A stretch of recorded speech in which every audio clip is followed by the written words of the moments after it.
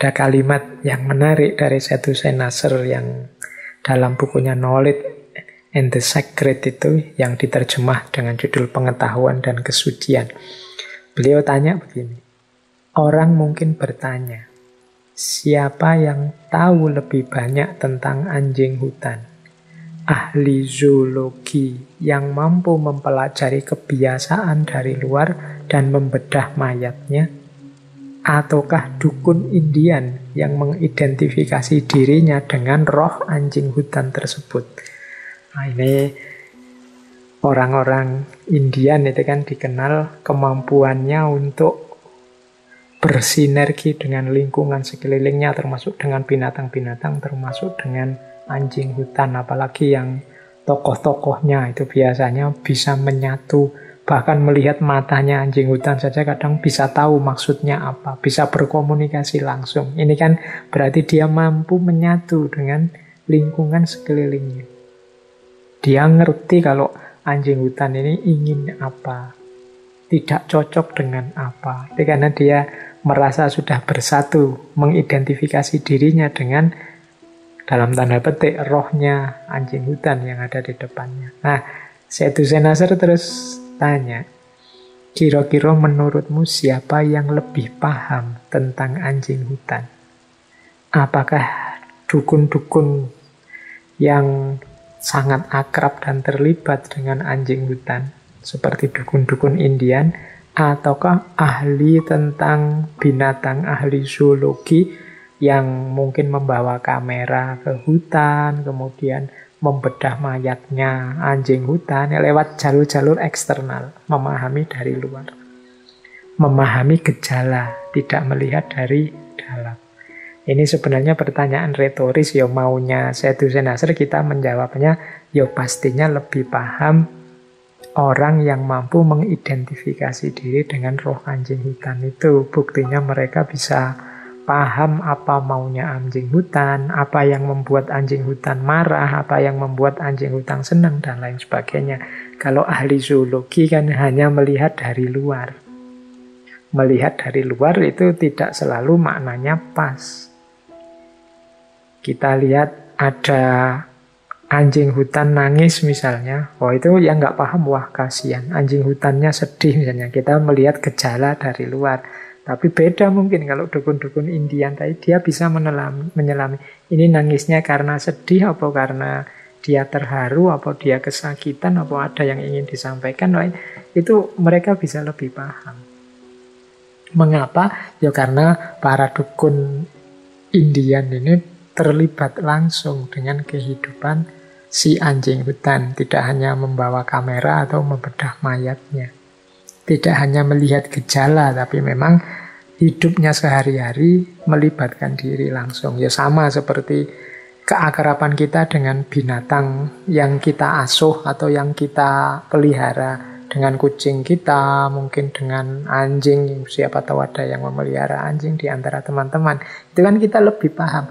Ini sedang senang, sedang kesakitan, apa sedang gembira, apa sedang lapar, itu kan kita paham dari gelagat gejalanya. Dari mana kita tahu? Keakraban kita sehari-hari, karena kita terlibat terus dengan dia. Yang tidak tahu mungkin hanya melihat dari luar, ya dia tidak akan bisa dapat informasi banyak. Mungkin dia hanya menafsir-nafsirkan gejala yang kelihatan saja.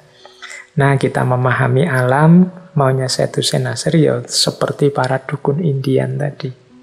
Tidak sekedar kita lihat dari luar, apalagi kita lihat dari atas karena kita merasa lebih tinggi, mereka makhluk rendahan.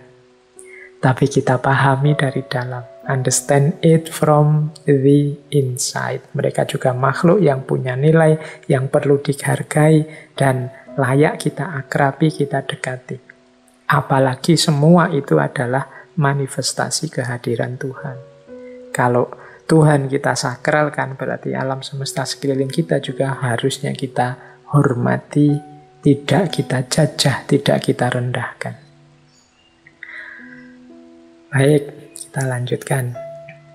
Nah, selain itu ada satu level lagi yang ingin disampaikan oleh Setu Senasar tentang hubungan kita dengan alam adalah level hikmah.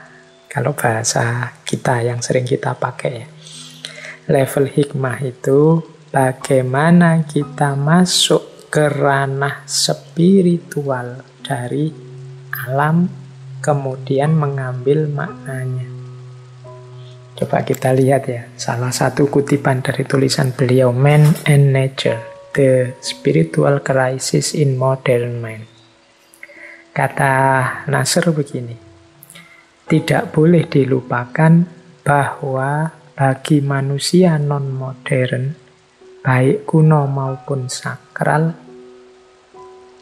maupun kontemporer, segala sesuatu di alam semesta memiliki aspek sakral. Kosmos berbicara kepada manusia dan semua fenomenanya mengandung makna. Mereka adalah simbol dari tingkat realitas yang lebih tinggi yang sekaligus terselubung dan terungkap dalam kosmos. Struktur kosmos itu sendiri mengandung pesan spiritual bagi manusia dan dengan demikian merupakan wahyu yang datang dari sumber yang sama dengan agama itu sendiri. Keduanya adalah manifestasi dari akal universal, logos, dan kosmos itu sendiri adalah bagian integral dari semesta makna yang seluruhnya, di mana manusia di dalamnya hidup dan mati. Ini maksudnya begini. Jadi selain tadi Syed Hussein Nasr menjelaskan bagaimana kita harus punya relasi yang ideal dengan alam, kita juga bisa mengambil makna aspek hikmah dari lingkungan ekosistem yang ada di sekeliling kita. Karena hakikatnya hadirnya segala di sekeliling kita itu tidak hanya gejala atau fenomena, tapi juga ayat. Ayat itu berarti sesuatu untuk dibaca, dipahami, diambil hikmahnya. Segala yang ada di lingkungan kita itu pelajaran-pelajaran. Nah, mudahnya begitu. Kan di antara moto yang sering saya singgung di ngaji kita ini, ya segala sesuatu itu adalah pelajaran. Segala peristiwa adalah pelajaran, termasuk alam, lingkungan sekeliling kita. Ketika Al-Quran tadi saya sebut ayat afala yang zuruna ilal ibili kaifa khuliqat wa ila sama'i kaifa rufi'at dan seterusnya. Apakah engkau tidak melihat bagaimana unta diciptakan, bagaimana langit ditinggikan dan lain sebagainya. Itu sebenarnya kan maunya Allah, mbok manusia itu belajar dari situ. Mbok manusia itu mengambil hikmah dari situ. Ada macam-macam pelajaran, ada macam-macam hikmah yang bisa kita ambil dari alam. Itulah sisi spiritualnya alam. Misalnya, kita kadang-kadang dalam ngaji ini menggunakan ilustrasi, misalnya bumi. Bumi dengan segala kandungan keutamaan, keistimewaannya perlu kita hormati. Dari bumi kita bisa belajar bagaimana misalnya menjadi pribadi yang kokoh. Diinjak-injak, dijajah manusia yang angkara murka, tetap dia memberikan tumbuhan, memberikan jaminan kesegaran lewat air yang di dalamnya pada manusia. Oh, itu dari situ kemudian kita belajar, oh berarti dari bumi saya harus belajar jadi pribadi yang kokoh. Apapun yang diberikan pada saya, baik itu yang sifatnya zalim ataukah yang sifatnya baik, apapun yang terjadi tetap aku akan memberikan yang baik dan kemanfaatan untuk yang lain. Pelajaran ini saya peroleh dari bumi. Dari laut misalnya saya belajar tentang istiqomah. Laut itu dengan ombaknya selalu saja seperti itu. Apapun yang terjadi, meskipun sampah-sampah dilemparkan padanya, meskipun dia diserbu oleh berbagai aliran air dari banyak sungai, dia tetap istiqomah dengan ombak dan gelombangnya. Nah, ini namanya mengambil pelajaran. Melihat langit yang luas, menyadarkan aku betapa aku ini kecil, betapa aku ini tidak berharga kalau Dibandingkan alam semesta seluas ini, betapa tidak berdayanya aku ini. Ini bumi ini kalau dijajar dengan planet-planet besar tidak ada apa-apanya, apalagi dengan galaksi yang lain, bahkan yang jutaan kali lipat dari matahari juga ada. Betapa kecilnya kita. Ini mengambil makna, mengambil hikmah untuk kemanfaatan hidup kita. Inilah makna dan sisi spiritual alam yang bisa kita tarik. Ya tentunya makna paling dalam, paling puncak adalah menghadirkan kesadaran Allah tadi. Ini kalau teman-teman senang dengan model makna seperti ini, boleh misalnya membaca kitabnya Imam Ghazali. Yang di situ beliau menjelaskan tentang rahasia penciptaan alam semesta dan makhluk hidup. Kalau tidak salah judul aslinya Al-Hikmah fi Makhluqatillah. Ini di situ gayanya Imam Ghazali seperti saya ilustrasikan tadi. Dari langit yang luas kita bisa mengambil hikmah apa, dari matahari, dari rembulan kita bisa mengambil hikmah apa, pelajaran apa, dan seterusnya.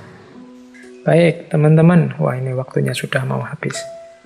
Nah, pada akhirnya dari berbagai uraian tadi yang diawali dari kegelisahan-kegelisahan, pada intinya Sayyid Hussein Nasr ingin kita mengubah paradigma, shifting paradigm. Ayo, cara berpikir, cara hidup kita di hadapan alam semesta, menyikapi lingkungan kita, ayo diubah. Kata Sayyid Hussein Nasr, kalau ini saya bikin semacam tabel membandingkan paradigma lama yang sering dikenal sebagai paradigma Kartesian, yang saya jelaskan sudah di sesinya Fritjof Capra kemarin, ciri-cirinya paradigma Kartesian dan paradigma yang diinginkan oleh Sayyid Hussein Nasr yang sering disebut sebagai paradigma tradisional. Kita lihat shifting paradigm apa saja sih. Yang pertama, kalau model Kartesian itu kecenderungannya adalah mekanisasi alam. Yang di situ ada desakralisasi alam. Jadi memposisikan alam sebagai tidak sakral. Tidak sakral ini mungkin makna jauhnya mau manusia silahkan mau apa saja kepada alam, tidak usah sungkan-sungkan. Diinjak-injak, dijajah juga silahkan, wong alam itu tidak sakral, kan itu uraian mudahnya. Oleh Sayyid Hussein Nasr, ya mari kita balik paradigma itu. Kita melakukan resacralization of nature. Kita sakralkan kembali alam lingkungan sekeliling kita. Kita sakralkan berarti yo kita hormati, kita hargai. Tidak kita boroskan, kita manfaatkan ya, tapi secukupnya saja dan tidak dengan merusak keseimbangan ekosistemnya. Ini namanya resakralisasi. Jadi mari kita ubah cara berpikir mekanisasi, desakralisasi menjadi resakralisasi. Yang kedua, kalau paradigma Kartesian itu melihat alam semesta ini seperti mesin besar. Ini seperti model mesin yang besar yang harus dipahami bagian-bagiannya. Kalau versinya Sayyid Hussein Nasr dengan paradigma tradisionalnya, ya kita pahami juga alam semesta sebagai manifestasi kehadiran Tuhan. Jadi kita hadirkan juga dalam ekosistem kita, dalam lingkungan kita Tuhan. Karena segala sesuatu itu awal dan akhirnya adalah Tuhan. Kemudian paradigma Kartesian lagi melihat bahwa tujuan kita, cara kita memahami alam itu secara parsialistik, atomistik. Dipahami bagian-bagian tertentu saja, kadang-kadang dengan tidak peduli bagian yang lain. Misalnya melihat materi saja, bahkan materi itu melihat aspek tertentu saja, dan itu pun kita terus merasa sudah melupakan aspek yang lain, dimensi yang lain. Kalau Sayyid Hussein Nasr mengajak kita memahami secara holistik, ayo dipahami secara utuh, jangan sepotong-sepotong. Kalau paradigma modern Kartesian menyatakan tujuan sains itu adalah untuk mengkontrol dan menguasai, kalau versinya Sadhucenacer ya kita berhadapan dengan alam itu untuk memanfaatkan, memberi makna, mengambil makna, dan menetapkan nilai-nilai untuk peningkatan kualitas hidup kita. Kalau dalam paradigma modern hubungan kita dengan alam itu subjek-objek, kita subjeknya, alam objeknya.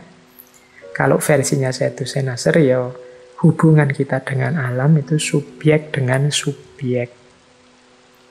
Kita ini sama-sama subjek yang perlu saling menghargai, saling mempertimbangkan kepentingan.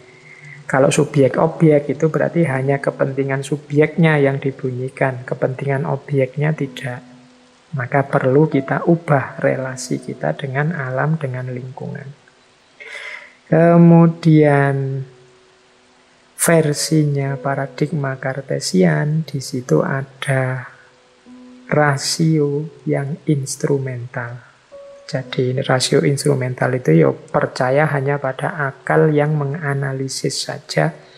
Kalau maunya Sadhucenacer, mbok ya jangan hanya akal, tapi intelek atau intelijensi. Manusia itu alatnya memahami, tidak hanya rasio, dia juga punya nurani, dia juga punya naluri, punya imajinasi, punya intuisi, dan lain sebagainya. Nah, kalau logika Kartesian sering menggunakan cara berpikir either or itu kalau ndak ini ya itu sifatnya hitam putih. Kalau ini ilmiah apa ndak ilmiah, ini cocok apa ndak cocok, ini masuk akal apa ndak masuk akal. Either or itu sifatnya dikotomis, kita harus milih mau jadi orang yang ilmiah apa ndak ilmiah. Nah, kalau Sadhucenacer inginnya bahwa kita jangan berpikir begitu.